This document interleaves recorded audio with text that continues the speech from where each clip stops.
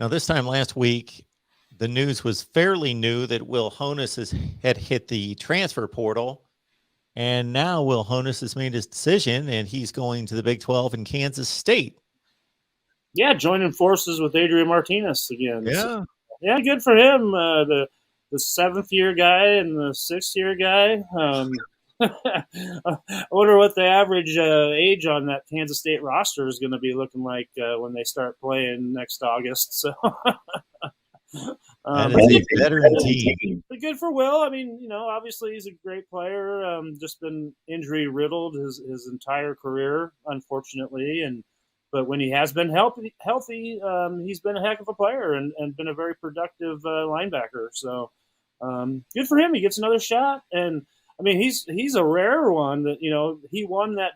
The NCAA granted him another medical year. So I think COVID probably has a lot to do with that. But the NCAA has been feeling pretty generous lately. But yeah, good for him. We've got. Our guy Jeff is asking about Noah Pola-Gates and how much he may play this season, and any news on defensive ends. Yeah, I expect Noah Pola-Gates to take a big leap this year. He played a lot on special teams last year and played at a high level, and that's been a pretty crowded room back there, and now there's plenty of open spots, and he's going to be one of those guys right in there competing. So I really like I like his chances to get into that rotation at safety. So yeah, I'm expecting big things. Defensive end wise, right now nothing really new. Obviously, you're always looking at those pass rush guys, and unfortunately, everybody covets that, and so they're going to be they're after whoever's interested and has open spots, basically. So, but like I mentioned earlier, obviously they're still looking to add some of those big bodies, and there's some guys they missed out on, and losing Tony Tuioti to Oregon had a lot to do with that as well. But that's the way recruiting is, and you kind of had to go to a quick plan B, and they're working it as hard as they can right now. Yeah, so the deal on Noah Pola-Gates, so he's only played 4 games. So he's been on campus for 3 football seasons, 2019, 20, and 21. He's played 4 games. I'm looking at his evaluation coming in. Rivals had him as the 5th rated player in the state of Arizona, 11th rated safety in the country, and he was number 116 overall. He was up there. He was getting something out of him. Well, yeah, but also he's a very different young man than he was coming out of high school. I first met him down in San Antonio at the All-American Bowl, and he had that attitude. His ranking, he had that attitude and that cockiness about him and stuff. But moving away from home as, a 17-year-old early enrollee, he had some real trouble adjusting to college life. And almost gave up a couple of times, and really went into a depression for a while. Thought about giving up the game of football, actually. So he's kind of had to work his way back into a football mentality, and that happened last year. Last fall camp is when it started to click again for him. So that's why I expect him to take a big step up this year. It's a great reminder that the recruiting rankings can tell us how fast they are, how strong they are, how high they can jump, how quick they can shift and turn the hips, how well they can track the football in the air, and all those things that gets evaluated from the physical standpoint. But You can never account for just different levels of adjustment that different young men have to go through to make it work. He's doing a lot better now, obviously. So Alan's saying Marcus is waking up.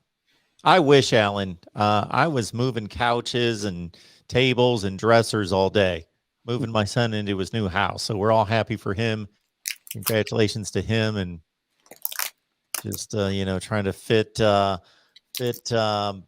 sectionals through doorways that were built in 1910 that aren't the most accommodating, those sorts of things. So, does that mean that you get a new studio now? No, this is it. This is it. Yeah, I could have like an off-campus studio because he's right around the corner. His old room. He's close. Yeah. Well, that too. Yeah. Bam, right upstairs. Right upstairs. So Will Honus off to Kansas State. Linebacker Jackson Hanna has found a home with the Tennessee Volunteers. Going home, so to speak, but a little bit closer to Rocky Top. He's a Nashville kid. Came here highly rated. Another, heck of a player. And he played at Montgomery Bell Academy there in Nashville, a powerhouse school, and was one of the star players there. And I don't know. He's kind of got lost in the shuffle here. He came in with a group of guys, and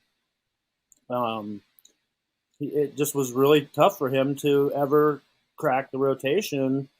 And then, they brought in, obviously they bring in a lot of linebackers each year. And I don't know. He just never did pan out and come up to the level of Big Ten football under Coach Shenander's defensive scheme. And obviously, I guess he saw the writing on the wall and probably missed home, I'm sure, because I talked to his dad. I used to during the recruiting process quite often. And I know that, everybody had been pulling for him, but it just didn't work out. I hope he gets a shot for the Vols. I'm not sure what their linebacker room looks like right now, but I know he'll go in there and give it all he's got and compete for a job. Usually when we talk about these players and they've been on campus and played a year or 2 or 3 years or whatever, I'll go to College Football Reference, and that outlines, the full stat line for everybody. And even if a guy hasn't played what we consider he hasn't played, meaning he hasn't played his position, they've usually played special teams, and they'll be listed to have played, 10 games and they had like 3 tackles or something like that. But Jackson Hanna, he doesn't have anything listed. So apparently he hasn't seen the field in a game. I can't ever recall seeing him in a game. Yeah. And I'll spit out some numbers that you're well aware of. Is too, though, Nebraska seems that they're always trailing, and it's hard to get those reserves in there sometimes. And I'll spit out some rankings that you're familiar with. Rivals had him as the 18th rated inside linebacker in the country, and he was the 9th rated player in the state of Tennessee. And so he was 4-star with 18 offers. He was a Mike Riley commit too, so he wasn't a Scott Frost guy. Credit to him for sticking it out, with Coach Frost for so long.